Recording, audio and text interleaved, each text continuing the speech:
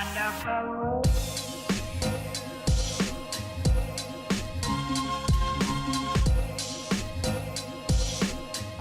Private First Class Brandon Toman, 11 Bravo. Okay. And what initially got you interested in the Wisconsin Army National Guard? I think I was initially interested in the National Guard back when I was 20. That was when I was going to college at the time. I initially got interested in the National Guard because it offered me kind of a community-based service option for the military, while also kind of doing my own thing in regards to pursuing a career that was outside of the Army. I saw that there was a lot of disaster response for the National Guard. There was a lot of community-based options for service, and that was something that had a draw for me. Okay. I like the idea of helping people. I like the idea of going and helping with hurricanes or with blizzards, and then I also like the idea of kind of this conceptual idea of the Minutemen, who would just at a moment's notice defend their country when necessary, and I like the idea of that. And I kind of saw myself doing something along those lines. As an older individual, I'm 27 right now, it made more sense to me as someone who has an established career and as a family to kind of pursue something that gave me that option to do this on the side, to kind of scratch that itch of the military that I've had for, 7 years now, 8 years even. And this has been such a great experience for that. It's just been such a good family-oriented community, I think. The Guard kind of makes that time for us and allows me to have that time back home, whereas on the active duty side, there's a lot of moving around. And for me, as someone who's established, as someone who has his roots in kind of the central Wisconsin community, it was important for me to have that still. My career on the civilian side has some good prospects. It has a lot of room for growth, and it has kind of the benefits that I'm looking for. But on the National Guard side, I can go on a deployment when called upon. I can serve my community better. I can do more, I think, for central Wisconsin than I could in another branch. And for me, that means a lot. So when and where did you go to basic training in AIT? I went to basic training at Fort Moore, now being renamed Fort Benning. I did one station unit training, which is 22 weeks straight. Ours was 24 because we had holiday block leave in between, which is a 2-week kind of leave you take to go home and be with family. And that was around Christmas time? Yeah, Christmas time, New Year's, kind of that part of the year.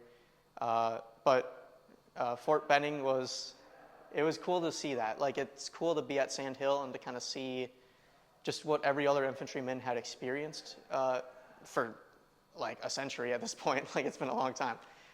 So being able to be a part of that history means a lot.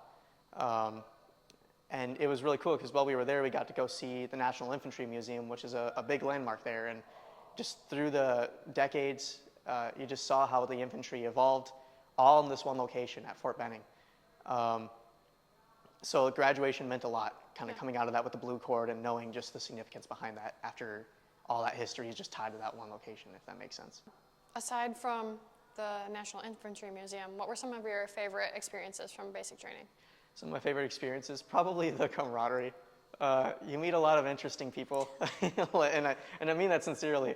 And you get to kind of hear their story. You get to kind of see what drove them to go into the Army, be it active or National Guard. And you just get to build that relationship with them over 22 weeks. You kind of become this brotherhood. And you just kind of make all these inside jokes. You spend your nights out in the woods, doing these training exercises and whatnot. And it makes it bearable when it's kind of hard. It's raining.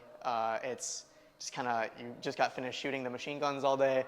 You're just kind of a little ornery about everything in life at that moment. And then all of a sudden you'll be laughing about just someone tripping and falling and knowing that it's that guy, if that makes sense. Yeah, no, definitely. So that was a big part of basic and AIT that I really enjoyed. It was also really cool being able to utilize the weapon systems that the United States Army has currently. I mean, it sounds kind of geeky, but you see these things in Call of Duty, and you see them in like video games, and now it's just right there in front of you, and you're using it, and you're learning how to clean it, how to operate it, how to fix it when it stops working or malfunctions, and you, it almost feels like you're taking part in like an action movie for a little bit, and I know that. But the harsh reality comes in pretty quick when it's like the gun stops functioning in the middle of a belt feed and stuff like that. You gotta figure out what the deal is, work with your team on that, and it shows you both the reality of what it's going to be like in combat, but also how much you can rely on your fellow soldiers to assist you in those circumstances. And so those are probably my top two things, was just like that camaraderie and just that the interesting use of the weapon systems, I'd say. What kind of advice would you give to someone, maybe they're in their 20s, like early 20s, 19, 20, like when you were originally interested, or even someone like you now that is wondering, how can I still make that happen? Yeah, I would say for someone who's 19 or 20, I think initially I held off because the MOS I was initially interested in, which was military police, wasn't available. And then just kind of, I pushed that off. I didn't really explore any deeper than that. When there would have been other MOSs I think I would have found interesting at that age. So I would say if you don't see your niche, or if you're just kind of wondering what you ought to do, there's a lot of options. And I think if I had gone back and told myself that might have made a difference in my decision making when it came to joining. Now,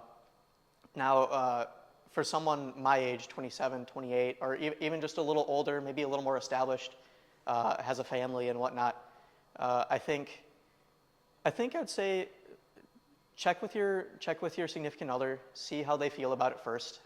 Work something out, work out a plan for when you're gone for OSUD or basic and AIT.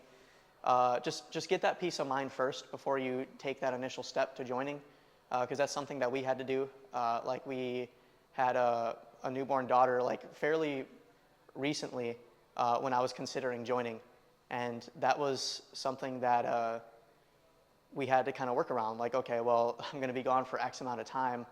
How is that going to affect my wife? How's that going to affect my child and my family as a whole?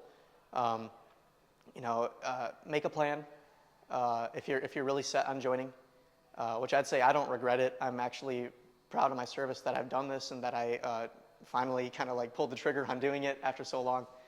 But I don't think it's too late for anybody. I think that if your heart's really set on it, you should go for it. Work out that plan, get that peace of mind, and then go meet up with a recruiter and see what your options are.